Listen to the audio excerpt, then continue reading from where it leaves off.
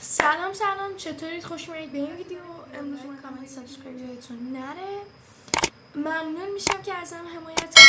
مرسی بابت ویدیوی قبلی که خیلی حمایت شده بود.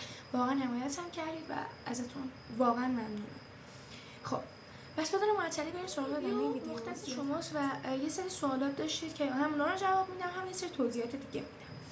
پس تصمیم گرفتم اینو در قالب یه ویدیو کنم، چون اگه بخوام توضیح بدم توی کامنت تیکه تیکه بیشتر کنجکاو میشید. اینجوری اولین سوالتون این بودش که فکر میکردید که من خیلی سنم کمه و براتون سوال بود که میرم 12ام. آره بچه‌ها، من میرم 12ام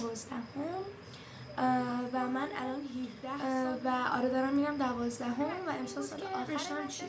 بچه‌ها من تجربی میخونم و از همون اولش این تجربی بودم، یعنی از سال دهم من تجربی بودم و هیچ تغییر رشته‌ای ندادم.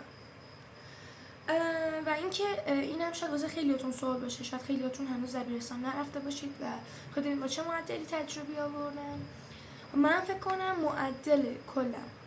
معدل خامم 19 و 20 بود، معدل کلم فکر کنم 19 و 78 صدم بود یا 87 صدم، نمیدونم. بچه‌ها من ریاضی رو آورده بودم، تجربی همه رشته ها رو آورده بودم و به درخواست خودم رفتم تجربی و امیدوارم که این ویدیو رو والدینم ببیننش. لطفاً روی بچه‌هاتون فشار نیارید برای رفتن به رشته تجربی. نمیگم رشته سختیه، نه نیست، هر رشته‌ای سخته. شما وقتی که وارد یه رشته میشید اگه بهش علاقه داشته باشید اینجوری که اصلا نمیایید رشته خودتون رو با بقیه رشته‌ها بسنجید. مثلا بگید اوکی انسانی آسونه، نه، همشون سختن، هر کدوم به نوبه خودشون سختشون دارن. این الان من که دارم مثلا تجربه میخونم، از نظر من شاید درسم خیلی سخت باشه، ولی از نظر یه انسانی هم شاید درسش خیلی سخت باشه. میدونید چی میگم؟ بس این بنابراین نیستش که بخوایم بسنجیمشون. هر چیزی که خودتون علاقه دارید و توش میبینید استعداد دارید. توی چه رشته‌ای رو میخوام توی دانشگاه انتخاب کنم؟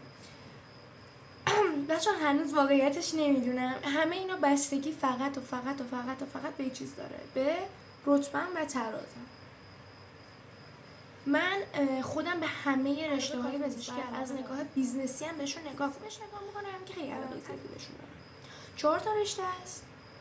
یکیش جراحی زیبایی قلب و روح، دندان پزشکی و دام پزشکی. این 4 تا رو خیلی بهشون علاقه دارم و اگه رتبه‌ام چیزی باشه که اینا رو بیاره و آره همین.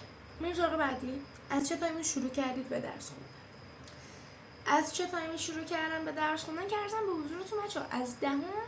البته خیلی از دهم شروع میکنم، ولی من از دهم اصلا شروع نکردم. دهم صرفا شما توی پایه‌ای هستید که باید فعلا خودتون از اون آب و گل بکشید بیرون، برسید آب و گل در بیاید، بدونید که دبیرستان چیه. چون دبیرستان یه چیز اصلا متفاوته با تمام از ابتدایی تا نهم، اساسا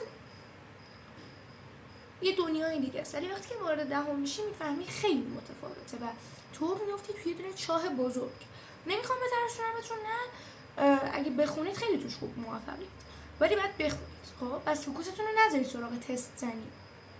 اول دهم رو قوی کنید، 11ام اگه خواستید توی شروع کنید. این از نظر منه و اصلا ثباتی نداره، دارم بهتون میگم، ولی تجربیات منه.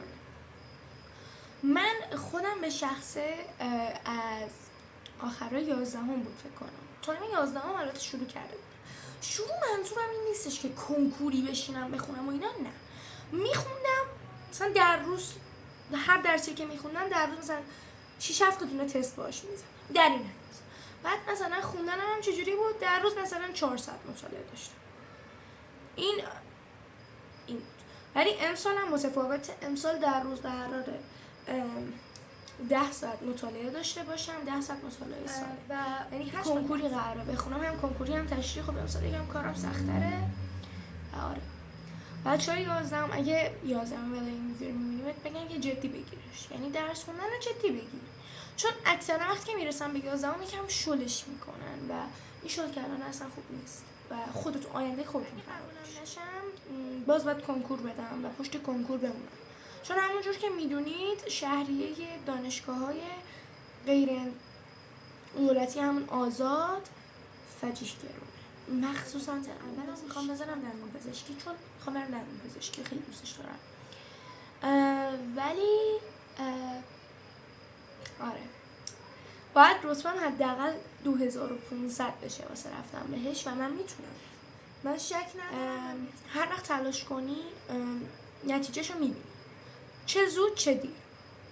امکان داره من امسال پشت کنکور بمونم، اب نداره، دنیا که جا نمونم، سال دیگه دوباره میخونم کنکور میدم. و من این کارو کردم که استرس نگیرم. میدونین چرا؟ به خاطر اینکه خودم تسلی بدم و نه، واسه اینکه استرس نگیرم. الان به خودم بگم اوکی تو اگه بیفتی دیگه تمومه، از الان میگم خب استرس میگیرم، من سر جلسه کنکورم گم میزنم. ولی اگه از الان به خودم بگم اوکی اگه خراب کردی سال دیگه هم هست، اینجوری به خودم یه دلگرمی خیلی بزرگ دادم. یعنی به خودم میگم که اوکی اگه خراب کردی فقط سرت پایان دنیا نیست، دوباره میدی. آره. و اینکه میخوام آنباکسینگ لوازم تحریر رو دوباره بذارم پارت 2 شو.